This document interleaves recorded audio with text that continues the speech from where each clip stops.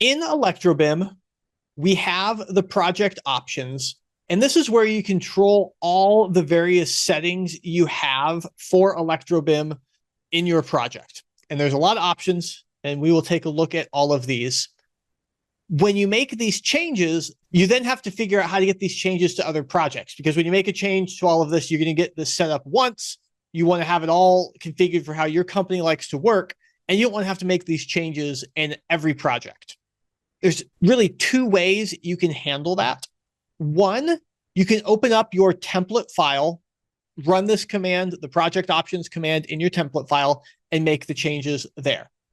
And then that template will have the settings in it, and then all projects based upon that template will have your settings. The other option is to use the customization, export, and import commands. So you would find the project, you would get everything set up properly there. Then you can run the export command. When you run this, you have choices for what you are actually exporting and where you're exporting it to. So you give it a file location that you're going to export, and then choose what you want to export, the various option settings, and then also some wire sizing and transformer settings. And you can save that to a file. And then in future projects, you run the customization import command. So you take that file that you've exported it, and then you import it into other projects. So that's just two different ways you can do the template, or you can do the export import. One benefit to the export import is that you can then pull that into projects that have already started. Otherwise, if you use the template, you have to make sure to start with that template. And then once the project started, there's no way to update it. So the export import gets around that limitation with the templates. So if you have a template, you can set that up. There's probably a place for everyone to be using export import as well. Let's take a look at the feeder and circuit length options. These are all defaults for your project for how we calculate feeder and circuit lengths.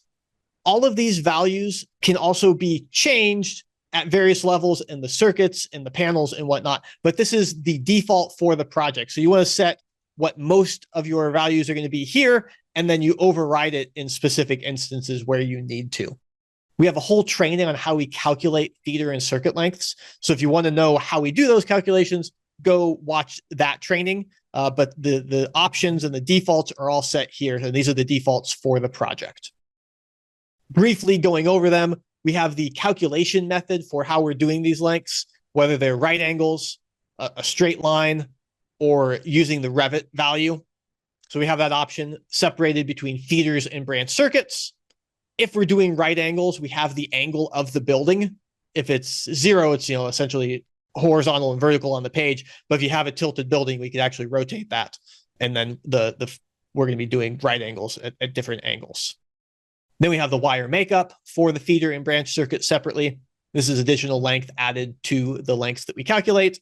And for branch circuits, the additional option for whether that branch circuit makeup is for each device or for just the entire circuit.